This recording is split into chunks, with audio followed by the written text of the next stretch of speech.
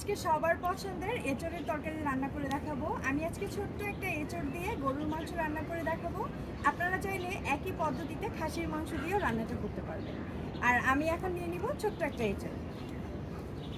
এই এঁচড়টা খুব সহজভাবে কেটে আপনাদের সঙ্গে শেয়ার করব, যাতে সবাই খুব সহজেই এগুলো কেটে রান্না করে নিতে পারেন। আর চলুন, আশা করব রেসিপি ভালো লাগবে।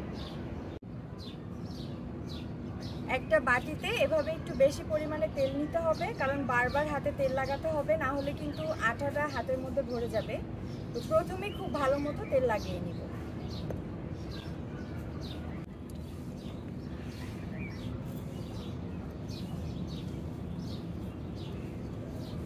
দেখুন কি পরিমাণে তেল হাতে লাগাতে হয়েছে।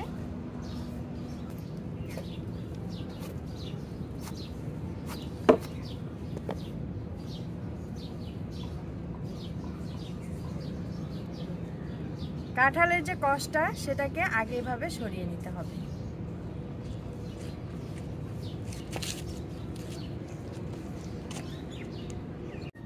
কোনো কাগজের টুকরা কিংবা কোনো কাপড়ের টুকরা দিয়ে বারবার আঠাটাকে এভাবে করে মুছে নিতে হবে।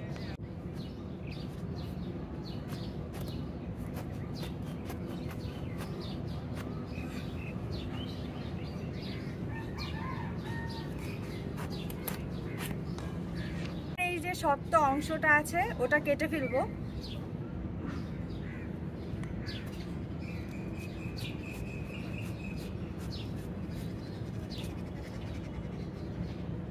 এটা কিন্তু অনেক আঠা থাকে, তাই ভালো মতো ফেলে দিতে হবে।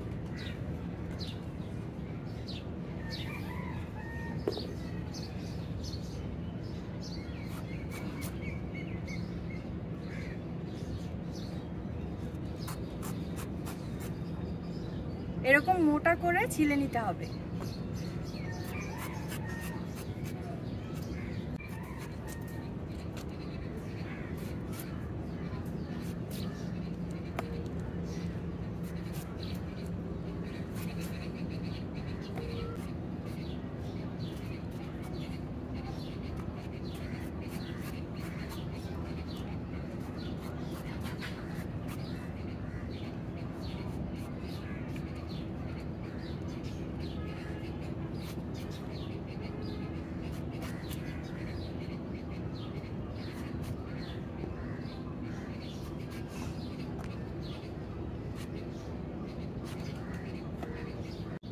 আমি অর্ধেকটা কাঁঠাল এখানে কেটে নিলাম। আধা কেজি পরিমাণে গরুর মাংস নিয়েছি, তাই অর্ধেকটা কাঁঠাল নিলাম। আর সঙ্গে ডালও দিব, সব মিলিয়ে অনেকখানি হয়ে যাবে, তাই ভাবলাম পুরোটা না নিই। এখানে আমি 3 রকমের ডাল নিয়ে নিয়েছি। এটা হচ্ছে মুগের ডাল 2 মুঠ পরিমাণে, মুসুরির ডাল 1 মুঠ পরিমাণে, আর বুটের ডাল 1 মুঠের একটু বেশি।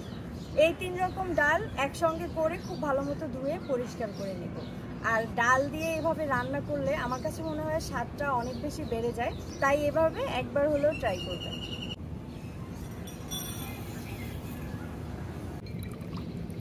একটা ছাঁকনিতে ছেঁকে রেখে দিব।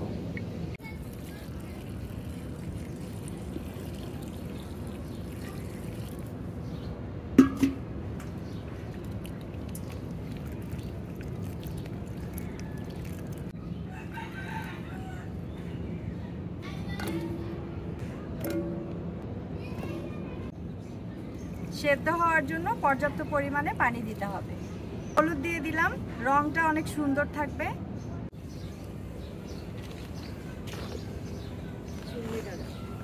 এ পর্যায়ে ভাত দেওয়া শেষ। আমি প্রায় 5 থেকে 6 মিনিটের মতো ভাত দিয়ে নিয়েছি। এখন নামিয়ে পানিটাকে ঝরিয়ে নিব।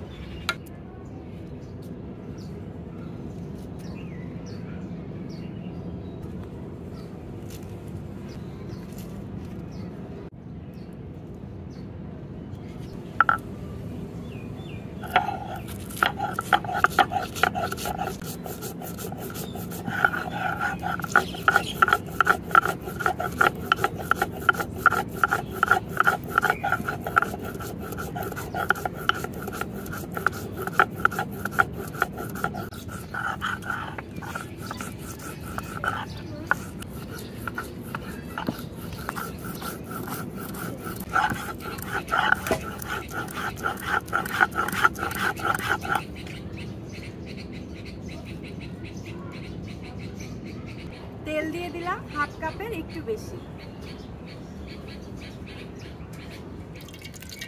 তেজপাতা, দারুচিনি আর 3টে সাদা এলাচ।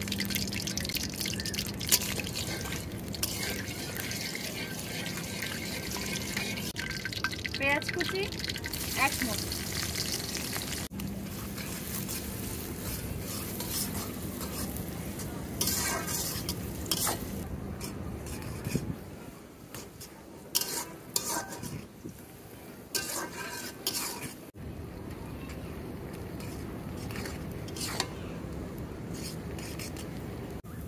আদা রসুন বাটা 3 চা চামচ পরিমাণে।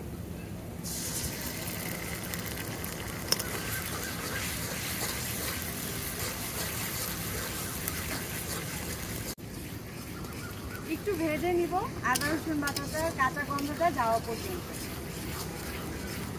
পানি দিয়ে দিলাম, হলুদের গুঁড়া 1 চা চামচ পরিমাণে, একদম ভরে ভরে 1 চা চামচ পরিমাণে লবণ দিচ্ছি, আপনারা নিজেদের টেস্ট অনুযায়ী লবণটা ব্যবহার করুন। জিরার গুঁড়া 1 চা চামচ পরিমাণে।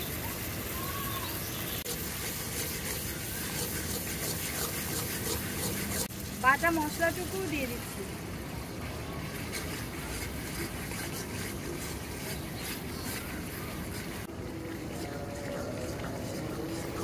মশলাটাকে খুব সুন্দরভাবে কষিয়ে নিব 5 থেকে 6 মিনিট। দিয়ে দিলাম গরুর মাংস। মাংসগুলোকে এরকম একটু ছোট ছোট টুকরা করে কেটে নিয়েছি।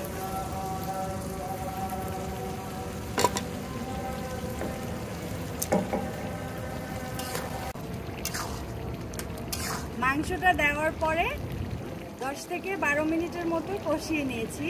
এখন এখানে ডাল দিয়ে দিই।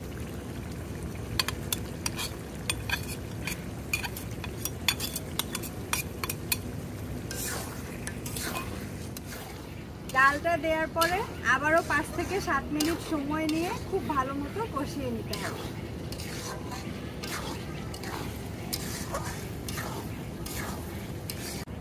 কষানো শেষ, এখন সেদ্ধ হওয়ার জন্য পানি দিতে হবে।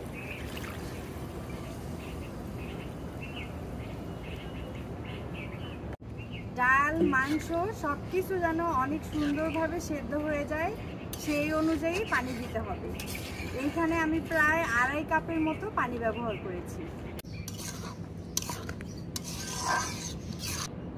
এ পর্যায়ে পানিগুলো শুকিয়ে গেছে আর সবকিছু সেদ্ধও হয়ে গেছে। ডাল তো প্রায় গলে যাওয়ার মতো অবস্থা।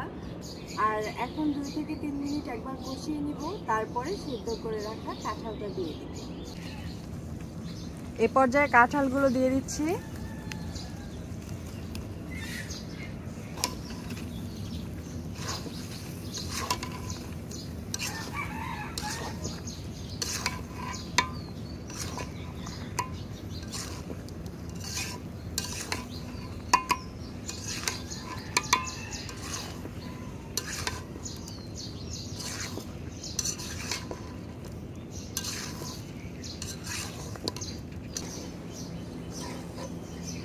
এ পর্যায়ে কষানো হয়ে গেছে, আর একটু পানি দিব কারণ কাঁঠালটা সিদ্ধ হতে হবে আর রান্নাটাও কমপ্লিট হবে।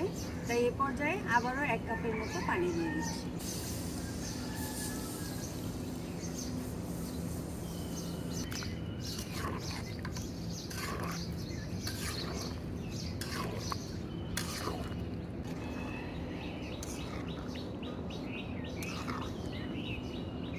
কাঁঠালটা সিদ্ধ হয়ে যাবে আর পানিটাও অনেকটা শুকিয়ে যাবে। একটু পরপর কিন্তু নাড়তে হবে, এখানে ডাল ব্যবহার করেছি, না হলে নিচের দিকে লেগে যাবে। তো চলে আসবো পানিটা শুকিয়ে আসার পর।